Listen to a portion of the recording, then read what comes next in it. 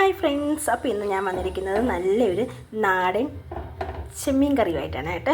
ഉണക്ക ചെമ്മീനും മാങ്ങയും കൊണ്ടുള്ള നല്ല ബെസ്റ്റ് ഒരു സൂപ്പർ നാടൻ കറിയുമായിട്ടാണ്. അപ്പോൾ ആരെങ്കിലുമൊക്കെ ആദ്യമായിട്ടാണ് എൻ്റെ വീഡിയോസ് കാണുന്നതെങ്കിൽ ഒന്ന് സബ്സ്ക്രൈബ് ചെയ്ത് സപ്പോർട്ട് ചെയ്തേക്കണം. അതുപോലെ തന്നെ ഇഷ്ടപ്പെടുവാണെന്നുണ്ടെങ്കിൽ ഫ്രണ്ട്സിനും റിലേറ്റീവ്സിനും ഒക്കെ ഒന്ന് ഷെയർ ചെയ്ത് കൊടുത്തേക്കണം കേട്ടോ. അപ്പം നമുക്ക് വീഡിയോസിലോട്ട് കിടക്കാം. അപ്പം എല്ലാവരും ഓടിവായോ. ആദ്യം നമുക്ക് ഈ കുറച്ച് കൊഞ്ച് ഇങ്ങനെ തലയും വാലും വെച്ച് പിച്ചി ഒന്ന് കളഞ്ഞെന്ന് വെച്ചേക്കണം കേട്ടോ. അതിൻ്റെ ആ ഒരു പാടേ ഉള്ളൂ. തലയും വാലും ഒക്കെ പിച്ചി കളയുന്നതിൻ്റെ ആ ഒരു പാട് മാത്രമേ ഉള്ളൂ. ആദ്യത്തെ ആ ഒരു സ്റ്റേജ് ഒരു 3-4 വെള്ളത്തിൽ കഴുകി വൃത്തിയാക്കണം. അതുപോലെ തന്നെ കല്ലും മണ്ണൊക്കെ ശരിക്കുള്ളതാണ്. അപ്പോൾ ആ കല്ലും മണ്ണൊക്കെ അങ്ങ് പോയിക്കോളും. 3-4 വെള്ളത്തിൽ കഴുകി ഒന്ന് അരിച്ചെടുത്ത് ഒരു 10 മിനിറ്റ് ഒന്ന് അരിപ്പയിൽ വെച്ചൊന്ന് അരിച്ചെടുത്ത്, അരിപ്പയിലൊന്നും വേണമെന്നൊന്നുമില്ല, ചെറിയൊരു ഇതിനകത്തോട്ട് മാറ്റിയിട്ട് അതെടുത്ത് മാറ്റി വെച്ചാൽ മതി കേട്ടോ.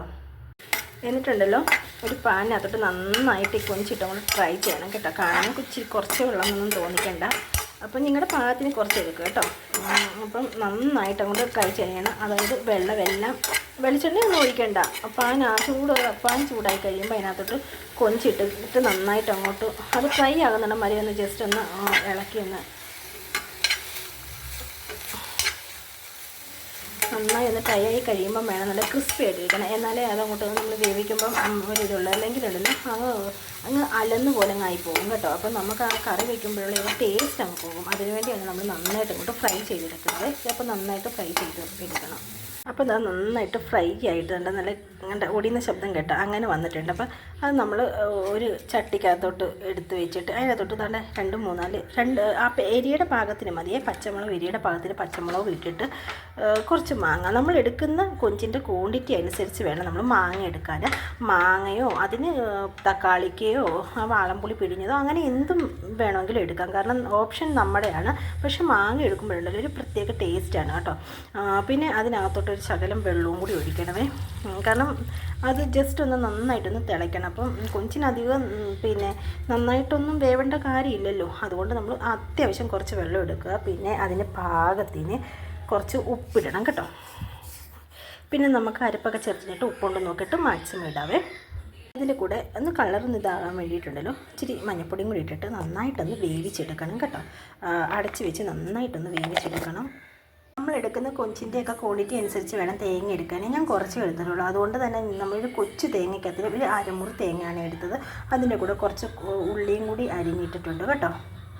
ഞാൻ ഇതിനകത്തോട്ട് ഇച്ചിരി മുളക് പൊടിയാണ് ചേർക്കുന്നത്. കാരണം കാശ്മീരി മുളക് പൊടിയാണെങ്കിൽ സൂപ്പറാണ് കേട്ടോ. കാരണം നല്ല ഒരു കളറും ഒക്കെ പാകത്തിന് വന്നതിനെ. അപ്പം നമ്മൾ കൊച്ചൊരു സ്പൂണ് മുളക് പൊടി ചേർക്കുന്നത്. അപ്പോൾ എപ്പോഴും ഓർത്തോണം അതിൻ്റെ പകുതിയെ നമ്മൾ മുളക് പൊടി എത്ര എടുക്കുന്നു അതിൻ്റെ പകുതിയെ നമ്മൾ മല്ലിപ്പൊടി എടുക്കണം. അപ്പം ഇത്രത്തോളം മല്ലിപ്പൊടി ഞാൻ എടുത്തിട്ടുള്ളൂ. അപ്പം നമ്മൾ ഓൾറെഡി മഞ്ഞൾപ്പൊടി നമ്മൾ അരപ്പി ചേർത്തിട്ടുള്ളത് കൊണ്ട് തന്നെ നമ്മൾ മഞ്ഞൾപ്പൊടി ഉപയോഗിക്കുന്നില്ല. കൊഞ്ചും മാങ്ങയ്ക്കകത്ത് നമ്മൾ മഞ്ഞൾപ്പൊടി ഓൾറെഡി ഇട്ടതായിരുന്നു. അതിനകത്ത് ഇട്ടിട്ടില്ലെങ്കിൽ നമ്മൾ ഇതിനകത്ത് മഞ്ഞൾപ്പൊടി ഇട്ട് വേണം അരയ്ക്കാനായിട്ട്. എല്ലാം കൂടെ ആകുമ്പോൾ മഞ്ഞൾപ്പൊടിയുടെ ഒരു ക്രാണം വരത്തില്ലേ, അതുകൊണ്ടാണ് കേട്ടോ. അരയാനും മാത്രം ആവശ്യത്തിന് വെള്ളം ഒഴിക്കണം. ഒരുപാട് വെള്ളമൊന്നും ആവരുത്, കുറച്ച് വെള്ളം ആകാം. ഒരുപാട് ആയിക്കഴിഞ്ഞാൽ നല്ലോണം അരച്ച് കിട്ടത്തില്ല. നല്ല പേസ്റ്റ് പരുവത്തിൽ അരച്ച് കിട്ടണം കേട്ടോ. അപ്പം നമുക്ക് അത്യാവശ്യത്തിനുള്ള വെള്ളമൊക്കെ എടുത്ത് നമുക്ക് അങ്ങ് അരച്ച് പേസ്റ്റാക്കി എടുക്കാവേ. നമ്മുടെ അരപ്പ് നല്ലവണ്ണം അരഞ്ഞ് വന്നിട്ടുണ്ട് കേട്ടോ.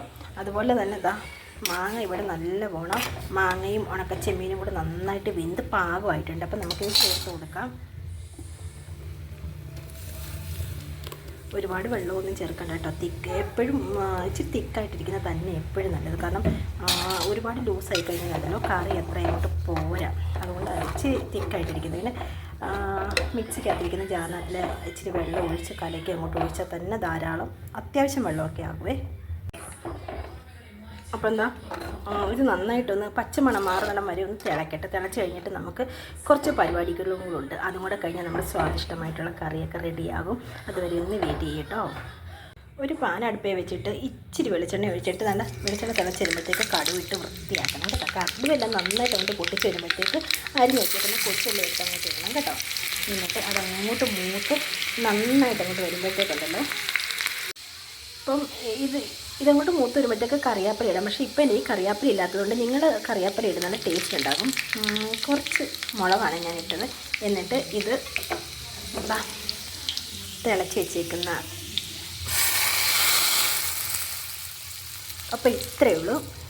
നമ്മുടെ കറി റെഡി ആയിട്ടുണ്ട്. അപ്പോൾ എല്ലാവരും ഒന്ന് ട്രൈ ചെയ്ത് നോക്കണം കേട്ടോ. ട്രൈ ചെയ്തിട്ട് ഇതിൻ്റെ ഫീഡ്ബാക്ക് ഒന്ന് അറിയിച്ചേക്കണം കേട്ടോ. അപ്പോൾ